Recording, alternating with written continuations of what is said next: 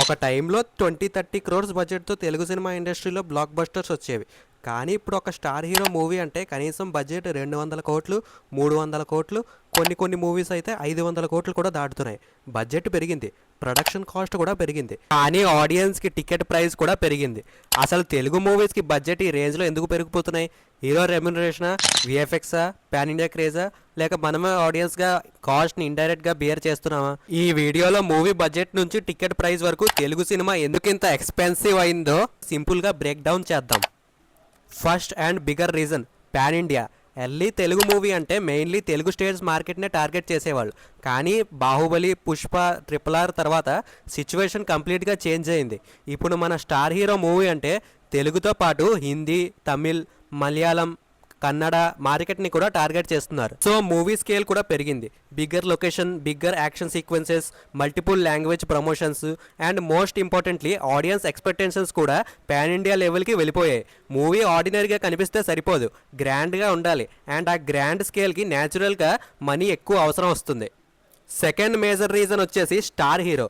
Top hero movie అంటే hero remuneration itself huge component. కానీ salary ఒకటే కాదు, స్టార్ హీరో డేట్స్ కోసం కూడా హ్యూజ్ ప్రొడక్షన్ షెడ్యూల్స్ ప్లాన్ చేయాలి. Special training, costumes, locations, security, character transformations, everything adds to its cost. And star hero మూవీలో audience expectations కూడా చాలా డిఫరెంట్గా ఉంటాయి. హీరో ఎంట్రీ గ్రాండ్గా ఉండాలి, యాక్షన్ సీక్వెన్స్ మ్యాసివ్గా ఉండాలి, క్లైమాక్స్ గూస్ బంప్స్ ఇవ్వాలి, everything has to look big. So star image పెరిగిన కొద్దీ మూవీ స్కేల్స్ కూడా పెరిగిపోతుంది. Next VFX and large scale action. Earlier ఒక యాక్షన్ సీన్ షూట్ చేయడానికి లొకేషన్కి వెళ్ళి షూట్ చేసి ఫినిష్ చేసేవాళ్ళు. ఇప్పుడు situation completely different. Green screen, CGI, digital environment, deaging, complex action choreography, huge sets. Especially fantasy, mythology, science fiction and massive action మూవీస్లో VFX budget itself క్రోర్స్లో ఉంటుంది. And action sequences కూడా ఇప్పుడు ఆర్డినరీగా లేవు. Hero introduction fight, interval block అంటూ, climax అంటూ ప్రతి sequence previous one కంటే బిగ్గర్గా ఉండాలని ఆడియన్స్ ఎక్స్పెక్టేషన్స్ వల్ల బడ్జెట్స్ అయితే పెరిగిపోతున్నాయి అన్నమాట. Ticket price hike. కానీ ఇక్కడే ఇంట్రెస్టింగ్ పాయింట్ ఏంటో తెలుసా? మూవీ బడ్జెట్ పెరిగిన కొద్దీ టికెట్స్ ప్రైస్ కూడా చాలా ఇంక్రీజ్ అవుతున్నాయి. బిగ్ స్టార్ మూవీస్కి special ticket price hikes, premium shows, higher price format లాంటివి యూజ్ చేస్తున్నారు. ప్రొడ్యూసర్ సైడ్ నుంచి లాజిక్ సింపుల్, బడ్జెట్ హ్యూజ్గా ఉంటే రికవరీ కూడా హ్యూజ్గా ఉంటుంది. సో ఓపెనింగ్ డేస్లో హయ్యర్ టికెట్ ప్రైస్తో రెవెన్యూ జనరేట్ చేయాలని అటెంప్ట్ చేస్తున్నారు.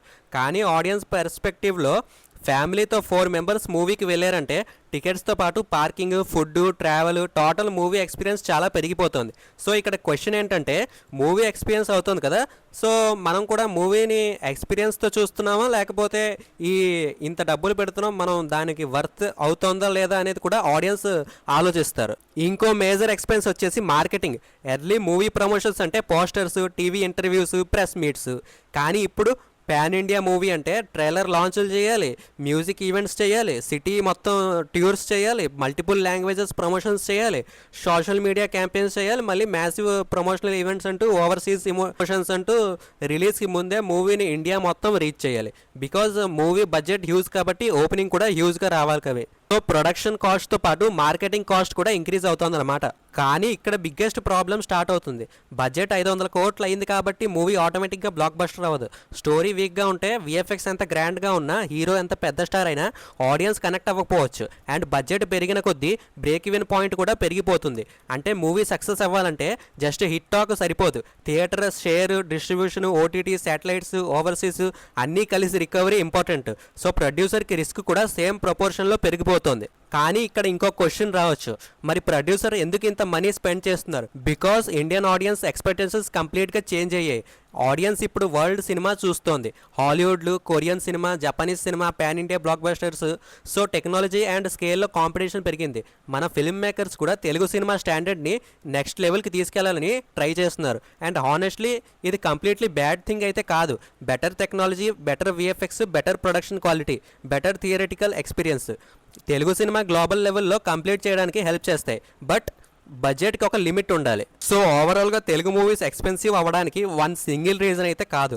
Pan India market, star remuneration, VFX plus action, huge production scale, marketing, ticket price hikes అన్నీ కలిసి మూవీ ఎకనామిక్స్ని ఎక్స్పెన్సివ్గా చేస్తుంది.